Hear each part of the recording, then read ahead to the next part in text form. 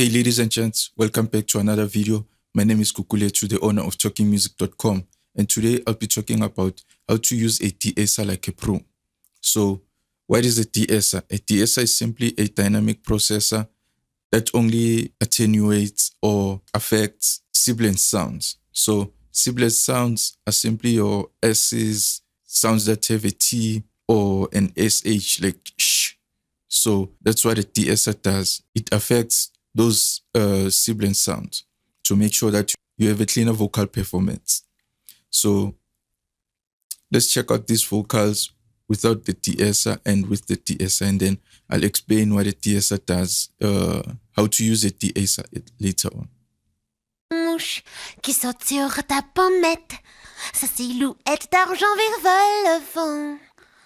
Mon doigt, tu vois rien, tu es bête, de bête, tu ignores ta mouchette. Elle se tient, tu la tiens, par ta barbichette de...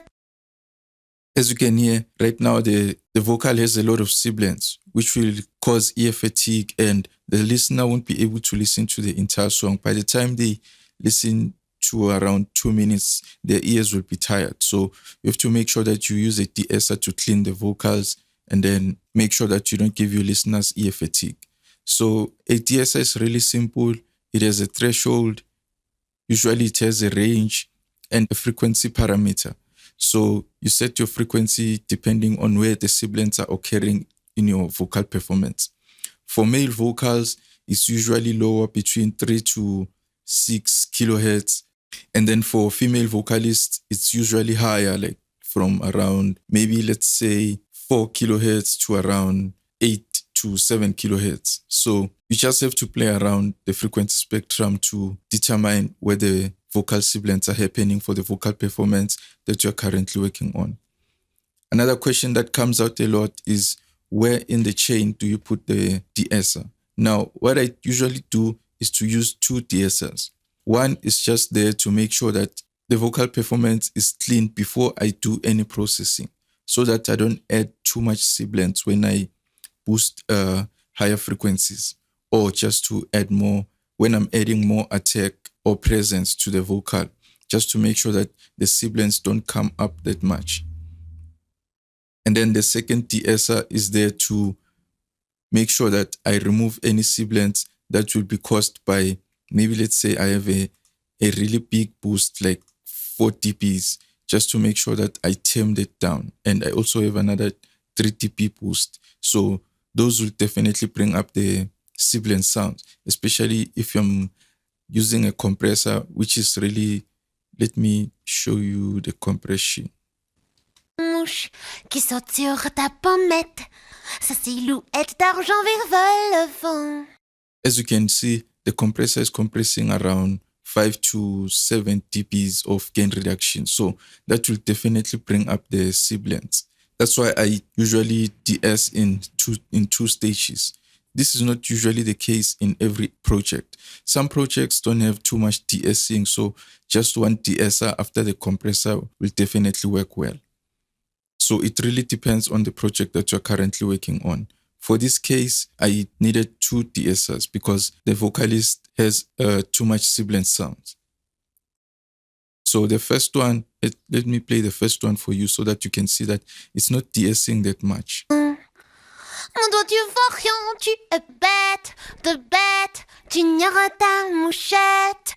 Elle se tient, tu la tiens, par ta barbichette. De bête, tu ignores ta mouchette. As you can see, it's not doing that much at all. It's just there to make sure that if there are any sibilants that are way too loud, it will take care of them. It's not doing a de-esser that much at the moment. We'll do the de-essing later on. And then for the second de-esser, I have the FabFilter Pro DS, which is my favorite de-esser, and it does show you where the sibilants are happening. Let me... Le premier qui rira aura une tapette. Bête, de bête, tu ignores ta mouchette. Elle se tient, tu la tiens. Even though it's happening way below and above, I'm just taking care of a small frequency range. I don't want to to affect the entire vocal, because the vocalist will end up sounding like she has a lisp. So we don't want that. We just want to tame out just the irritating sibilant sounds. And then let's check out the vocals with and without the de-essers. This is without. Par ta barbichette de bête, tu ignores ta mouchette. Le premier qui rira aura une tapette.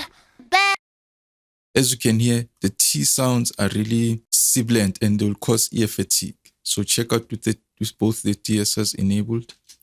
Par ta barbichette de bête, tu ignores ta mouchette. Le premier qui rira aura une tapette. Bête, tu ignores ta mouchette. Now the vocals are much more listenable and the listener can enjoy the song without the sibilants irritating their ears. And the de-esser can also be used in cases such as your hi-hats if they're too harsh, or your cymbals if they're too loud or too harsh. You can always use a de-esser. It's not only used for vocals, it's mainly used to tame out harsh frequencies. So even if your vocal has high frequencies around the 2K range, then you can decrease the frequency parameter in your de-esser to make sure that you're taming out all the harsh frequencies. In this case, I don't need to go that low just to keep the vocal sounding much more transparent and natural. And that's how you use the de-esser. You simply work with your threshold. The range is just there to make sure that the de-essing doesn't go above 5 dBs in this case. But you can always go as high as you want or as low as you want. So if I put it at 1 dB and then play it. Elle se tient, tu la tiens, par ta barbichette.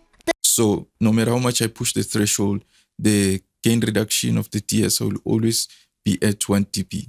So this happens if maybe you just want to affect the sibilants that are too loud, but you don't want to affect the sibilants that are on a lower volume. So a range parameter is really handy. But in my case, I usually keep it around 5 to 6 dBs. And that's it for a de-esser. If you want to know how to use a de-esser, then just check out the manual of whatever plugin that you are using, because there's a whole lot of different de-essers and they all work differently. Another great de-esser that you can use is the Waves Sibilants de-esser. It's really a great plugin. But I love the FabFilter Pro DS because it also has a look ahead feature. So it knows that the sibilants are coming before they play, like in real time. So the look ahead makes sure that the de-essing sounds much more transparent and as natural as possible. And that's it for today. If you want to get more tutorials, make sure that you check out my physical book, which is on Amazon. I'll put the link in the description. If you found value in this video, make sure that you smash the like button. If you haven't done so, make sure that you subscribe. Click the notification bell so that YouTube can notify you every time I upload a new video. We'll talk again soon. Take good care. Cheers.